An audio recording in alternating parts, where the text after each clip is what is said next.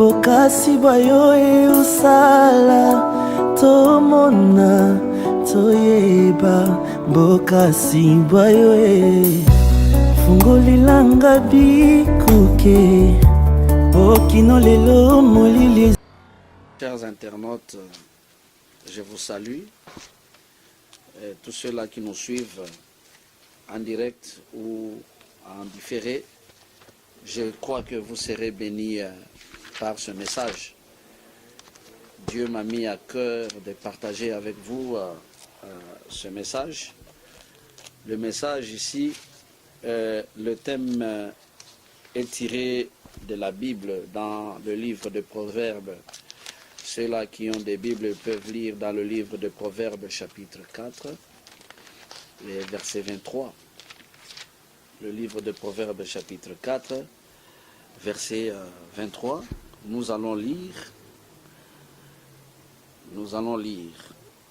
le 23e verset du Proverbe chapitre 4. Dans ma version que j'ai ici, c'est le verset 22. Mais dans d'autres versions, surtout moi j'utilise la version anglaise de King James. Alors c'est le verset 23. Mais ceux-là qui ont Louis II, je crois révisé, ils peuvent avoir ça. C'est le 22e verset. La Bible dit 22, la Bible dit: garde ton cœur plus que toute autre chose, car de lui viennent les choses pour la vie. Garde ton cœur plus que toute autre chose, car de lui viennent les choses pour la vie. Nous sommes en train de parler de garder le cœur. Vous allez me poser la question, mais comment je peux garder le cœur? Eh bien, c'est ce que nous allons voir. C'est une série que nous allons, par la grâce de Dieu, développer pendant beaucoup de jours. Aujourd'hui, je suis en train de vous introduire que nous devons garder le cœur, car de nos cœurs viennent les sources de la vie, ou de nos cœurs viennent les choses pour la vie. Comment est-ce que vous allez garder le cœur? Et le cœur en soi, c'est quoi? Le cœur dont on est en train de parler ici, ce n'est pas le cœur qui bat, notre organe qui est dans le corps ici qui bat, mais ici plutôt on est en train de parler de l'âme et l'esprit, l'esprit humain. L'âme et l'esprit constituent ce qu'on appelle le cœur. L'âme et l'esprit humain constituent ce qu'on appelle le cœur.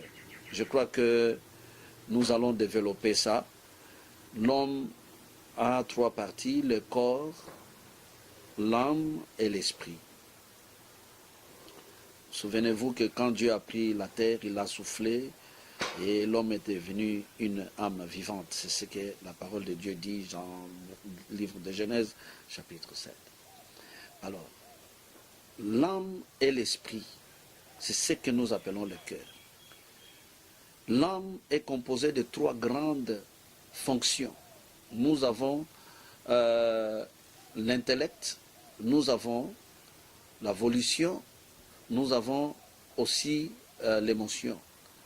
Dans l'intellect, nous avons ce qu'on appelle mémoire, nous avons ce qu'on appelle la sagesse, nous avons ce qu'on appelle l'intelligence. Ça se trouve dans l'intellect. Il y a beaucoup de choses qui se trouvent dans l'intellect. Et dans la volition, nous avons ce qu'on appelle le choix, la décision et la volonté. Nous avons aussi l'émotion. Dans l'émotion, nous avons la joie, nous avons l'amertume, nous avons la tristesse, nous avons... c'est un domaine des émotions. Et l'âme en général, c'est un domaine de la personnalité de l'homme, vous comprenez. Et l'esprit aussi existe, l'esprit humain. L'esprit humain aussi a des fonctions. Nous avons la conscience dans l'esprit humain, nous avons l'intuition dans l'esprit humain. Et nous avons aussi la communion dans l'esprit humain, parce que la communion, c'est là que Dieu, c'est là le point de contact que l'homme a avec Dieu. Il est important de connaître comment nous fonctionnons. Alors, d'emblée, je suis en train de vous dire que le cœur, c'est l'âme et l'esprit ensemble. C'est ce qui constitue. Quand nous avons la pensée qui est dans l'intellect, toutes ces choses-là, ça se trouve dans l'intellect. Alors, quand la Bible nous demande de garder le cœur, plus que toute autre chose, car de lui viennent les choses pour la vie. C'est-à-dire quoi? Tout ce que nous sommes le résultat de tout ce qui est en nous. Regarde là où tu es à ce moment. Regarde au niveau où tu es pour le moment. Tu es le résultat de tout ce que tu as dans le cœur. Tu es le résultat de tout ça. Un jour, Jésus-Christ dit, il dit que, mais race de vipères, c'est de l'abondance du cœur que la bouche parle. Mais comment un méchant peut parler de bonnes choses? Il s'adressait aux pharisiens. Aujourd'hui, beaucoup de chrétiens, beaucoup d'enfants de Dieu, quand il n'y a pas de rapport entre ce que vous avez comme parole de Dieu et ce que vous reflétez comme la vie, c'est ce que nous appelons la religion. Parce que la religion, la définition, je ne sais pas la donner concrètement, hein, quand peut-être on peut le dire selon le dictionnaire, c'est l'ensemble des dogmes, mais il faut aller. La religion, moi je conçois ça comme l'effort que l'homme fait pour atteindre ce qu'il conçoit comme vérité ou pour atteindre son Dieu. Cet effort-là, c'est ça la religion. Mais il y a une forme de religion dont je suis en train de parler ici. Accumuler beaucoup de versets bibliques, mais vous n'êtes pas à mesure de les mettre en pratique. Mais quand vous parlez de ces versets bibliques, les gens pensent que vous connaissez la parole de Dieu. Ce n'est pas ça, connaître la parole de Dieu. Connaître la parole de Dieu, ce n'est pas mémoriser les versets. C'est ça que moi je suis en train de parler, la religion. C'est pourquoi vous voyez que Jésus-Christ a parlé des pharisiens, il a dit, mais c'est de l'abondance du cœur que la bouche parle. Mais vous, ce que vous parlez, Jésus a constaté que ces gens, ils sont en train de dire ce qui est écrit dans la loi, mais la loi n'était pas en eux. Voilà. Mais là n'est pas notre problème. Maintenant, vous avez un peu l'idée sur plutôt le cœur. Mais comment vous allez garder le cœur? Comment vous allez garder ce cœur-là? Ce cœur, nous pouvons le garder par plusieurs façons. Aujourd'hui, je suis en train de toucher, parce que c'est une introduction, mais nous allons approfondir ça. Je vais vous donner un exemple.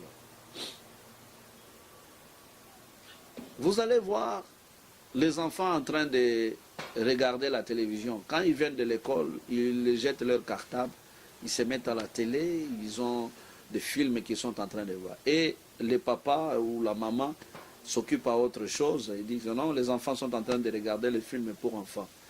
Moi, j'ai toujours pris le temps de regarder ce que mes enfants aiment.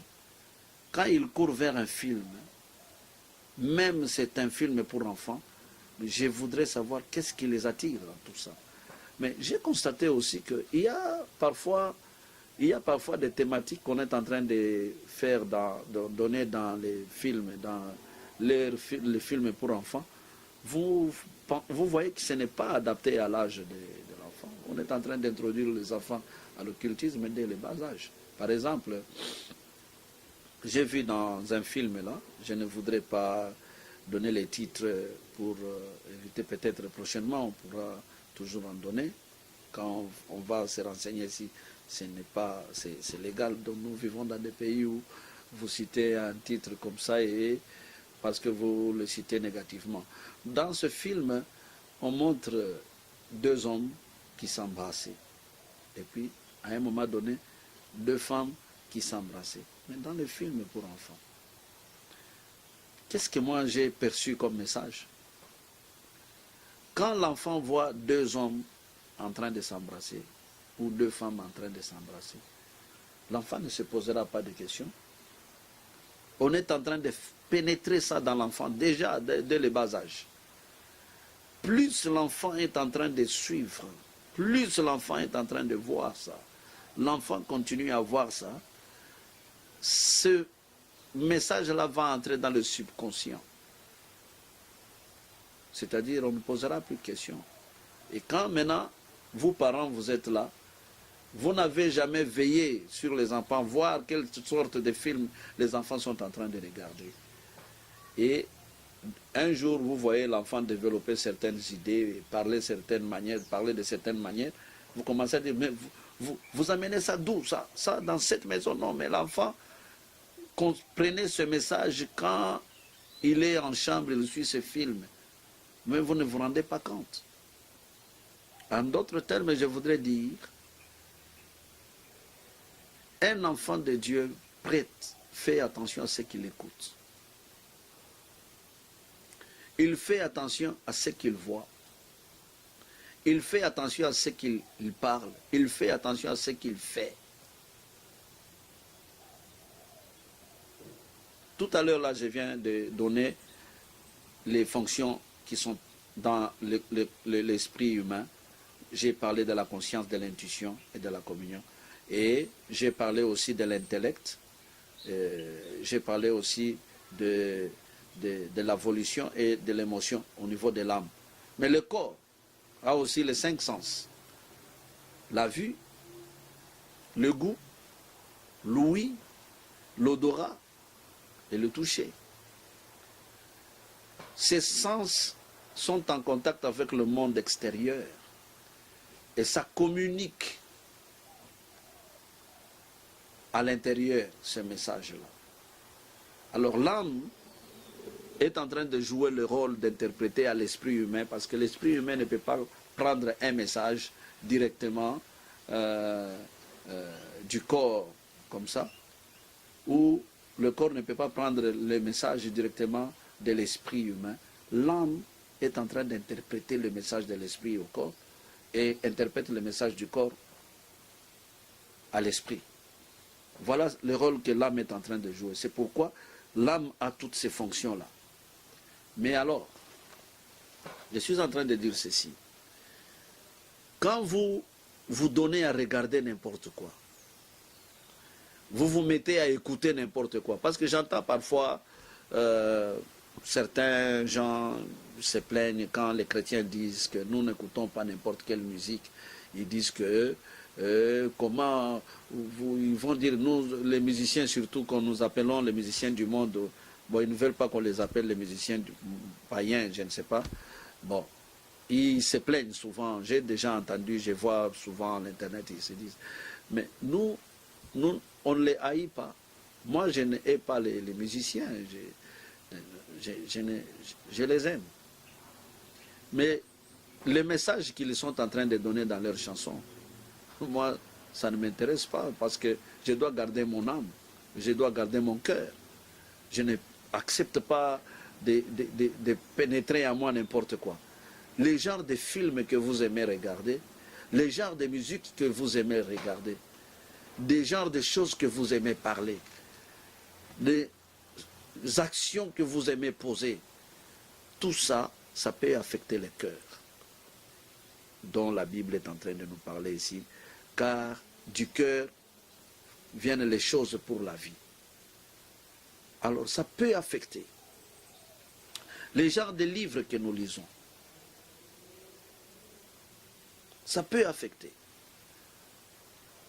Alors, si vous voulez garder votre corps ou votre cœur, c'est mieux de choisir qui vivre avec, quoi regarder, quoi parler. Voilà mon introduction. Dans les jours à venir ou prochainement, je vais vous parler un peu en détail comment l'âme est en train de fonctionner. Parce que j'ai dit que les trois grandes fonctions de l'âme, c'est l'intellect, la volition et l'émotion. L'intellect, j'ai dit, il y a la pensée, il y a la sagesse, il y a l'intelligence, il y a la mémoire, tout ça, ça se trouve dans l'intellect. Vous savez que le diable utilise beaucoup l'intellect. Il attaque beaucoup l'intellect, je veux dire, il attaque beaucoup l'intellect.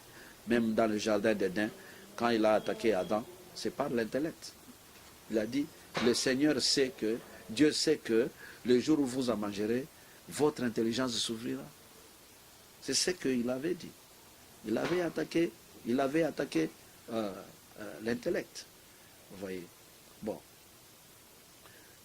Il y a l'autre partie, l'autre fonction qui est la volition. J'ai dit que la volition, c'est le domaine où il y a la décision, il y a le choix, il y a la volonté. Si ça ne fonctionne pas dans l'homme, l'homme est comme je ne sais pas, il est un robot ou comment. Il y a aussi l'émotion, la partie, la troisième partie de l'âme qui est l'émotion. Si ça ne fonctionne pas, donc l'homme est insensible. Alors, nous sommes créés émotionnels. Que vous soyez rempli du Saint-Esprit ou pas, nous sommes émotionnels. Parce qu'il y a le moment où vous pouvez avoir de la joie, à un moment donné vous avez la tristesse, à un moment donné, mais avec la parole de Dieu. Ici, nous allons parler à la lumière de la parole de Dieu. Mais dans l'esprit, pour terminer, j'ai dit qu'il y a la conscience. Là, la morale, nous avons étudié la conscience, que c'est une voix intérieure qui dit à l'homme que cette chose est bonne ou mauvaise, la conscience. La conscience, on ne l'acquiert pas par une éducation quelconque. Nous naissons avec ça. Dieu a mis ça en nous.